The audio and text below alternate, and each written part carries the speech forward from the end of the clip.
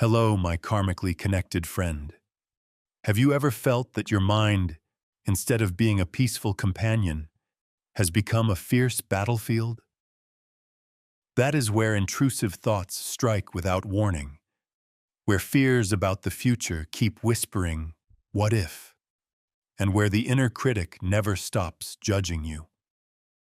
When facing these storms, we often blame ourselves and believe there is something wrong, something broken inside us. But the Buddha, with profound wisdom, taught that the mind is not a bad person. It is just like an untrained child. It has a mechanism to generate thoughts automatically, just as eyes automatically see images or ears automatically hear sounds. That is not your fault. The only danger lies here. Those thoughts always try to convince you that they are the truth. They disguise themselves as reality to drag you into fear. But today, let's dismantle this confusion together. Engrave in your heart that thoughts are not facts, and more importantly, thoughts are not you. My dear friend, the first and most important truth we need to understand to find peace again is thoughts come and go on their own, just like the weather of the soul. Try to observe. You cannot command the wind to stop blowing, nor can you prevent dark clouds from gathering before the rain. Similarly, thoughts, whether anxiety, fear, or judgment, arise not because you intentionally create them. They appear due to conditions of memory, habit, and surrounding environment. They come like the wind, and their nature is that they will also go like the wind.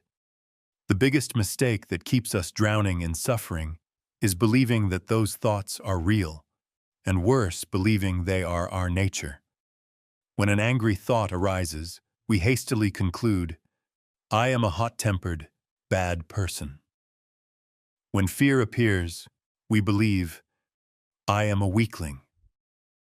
We have inadvertently identified ourselves with those temporary phenomena. But close your eyes and visualize this image. Your true consciousness is vast and immense like a deep blue sky.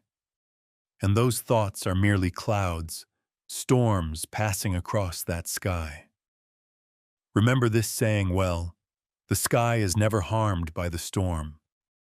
No matter how fiercely the thunder roars, no matter how thickly the dark clouds cover, behind it all, the sky is always clear, still, and intact. The storm cannot tear the sky. Likewise, intrusive thoughts cannot stain your pure nature. True freedom does not begin with trying to extinguish all thoughts, but begins when you stop believing everything the mind says. When you realize you are the tolerant sky and not those impermanent clouds, you will separate yourself from the storm gently. You will stand in the position of the observer, watching them come and go without fear. That is the first step of liberation. So when the dark clouds of negative thoughts arrive, what do we usually do? Instinctively, we often fall into two wrong states. One is we fight. We tense up to chase them away. Stop thinking. Why do I have this terrible thought? This resistance only creates more tension and internal conflict. Two is we feed. We get swept away by the story the thought paints, adding fears to it, turning a small spark into a big fire that burns down peace. Both ways fuel intrusive thoughts. The first and most important technique the Buddha taught is seeing, not reacting. Imagine you are sitting by a riverbank. Thoughts are leaves floating on the water. Your task is not to wade into the water to scoop up the leaves, nor to block the flow. You simply sit on the bank and watch them drift by. To do this, use a simple tool called mental noting. As soon as an anxious or judgmental thought hits, instead of panicking or believing it, gently say in your mind, "Ah, a thought is appearing," or simply label it, thinking, Worrying, worrying. This naming has magical power. It immediately creates a safe distance between you, the observer, and the thought, the observed object. You are no longer the anxious person. You become the person seeing anxiety. When you stop supplying the energy of reaction, neither liking nor disliking, the thought will lose its source of life. It will hover for a while, and then automatically dissolve into nothingness, returning stillness to the mind. Remember this sentence: you step out of the storm and become the sky. My dear friend, sometimes negative thoughts take root too deeply, like dense thorny bushes where just observing is not enough. At this time, the Buddha teaches us a more proactive method, called Vitakka-Santana, or replacing with a wholesome thought. Imagine your mind is like a garden. If you neglect it, do not care for it, weeds will automatically grow and overwhelm the fragrant flowers. That is the law of nature. You do not need effort for weeds to grow, but you need effort to cultivate flowers and fruits. However, I want you to understand this very clearly to avoid confusion. This method is not toxic positivity. We do not lie to ourselves, standing in front of the mirror shouting, "I am very happy," while the heart is broken. That is suppression. Replacing with wisdom is when you bring a healthy truth in to neutralize a distorted truth. Remember this mantra. You don't fight a negative thought. You replace it with its opposite. Just as you cannot use a stick to chase darkness out of a room, the only way is to turn on a light. Let's practice through specific examples. When anger flares up because someone hurt you, instead of forcing yourself to endure, replace it with understanding. Tell yourself, this person is also suffering. They are also being controlled by storms within them. The seed of understanding will soften the rigidity of anger. When fear of the future whispers, "What if everything collapses tomorrow?" Do not try to deceive yourself that the future will be rosy. Replace it with the truth of the present. Right in this moment, I am breathing. I am safe. The safety of the present is the antidote to future fear. And when the voice of self-blame rings out, "I am terrible. I failed," gently replace it with compassion. I am learning. Stumbling is part of the growth process. You see, we do not deny emotions. We are just inviting a wiser perspective to be present. Every time you actively replace a toxic thought with a wholesome one, you are pulling up a weed and sowing a flower seed. Be patient. The garden of your mind will gradually change, from desolate to brilliant and peaceful. My dear friend, after learning to observe and sow wholesome seeds, we come to the third method, a subtle technique based on the wisdom of impermanence: letting go. There is a simple truth about the mechanism of the mind that we often forget. All thoughts, no matter how intense, do not have the ability to exist forever. Their nature is to arise and cease. They can only survive and continue to torment you if, and only if, you intentionally keep them. Engrave this image. Thoughts are like fire. They burn only when you keep feeding them. Firewood. Here, amo is your attention, the habit of clinging of consciousness. We suffer not because thoughts appear, but because we keep rewinding a painful memory tape of the past, or keep immersing ourselves in the anxious script of the future.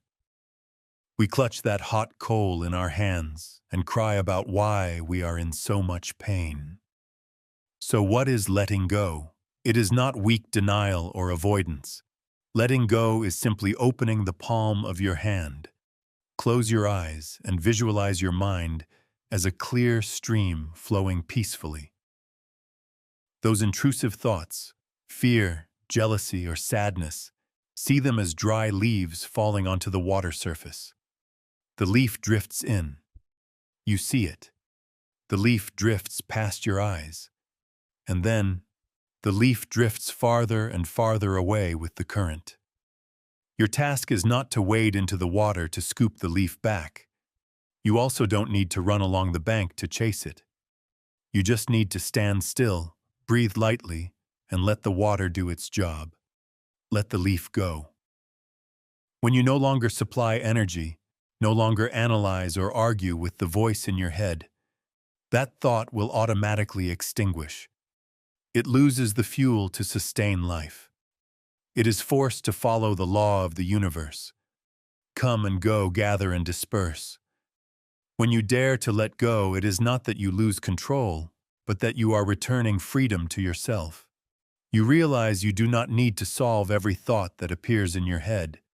You just need to see through their temporary nature and smile. The moment you stop clinging, the fire in the mind will die out on its own, and the coolness of peace will return. My dear friend, the final destination of this practice journey is not to make your mind empty or silent forever. That is a harmful misunderstanding. As long as we are alive, the mind will still function.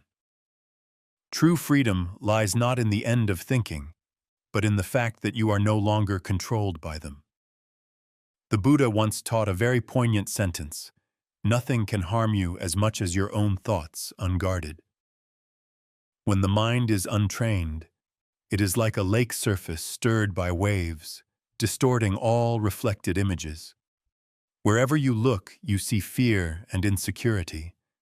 But when the mind has been trained through observation and letting go, it becomes a lake surface flat as a mirror.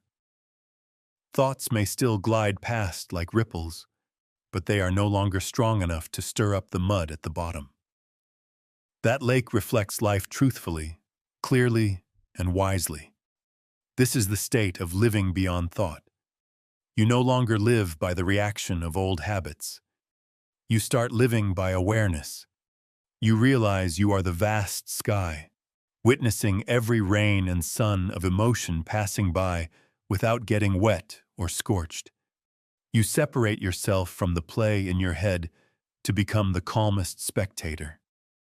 To touch this state right now, I invite you to perform one final subtle practice. Inhale deeply and exhale slowly. Pay attention to the tiny gap between when the inhale ends and the exhale begins, or the brief silence between two thoughts. In that brief moment, there is no anxiety, no past, no future. Only pure presence. That is your true home. That peace is not something you need to strive to create. It is something always there. Only for so long it has been obscured by clouds of chaotic thoughts. Trust that every time you choose to observe instead of react, every time you choose to let go instead of hold tight, is a time you part the clouds for the inner sun to shine. You are much stronger than your thoughts, and peace is always your inherent nature.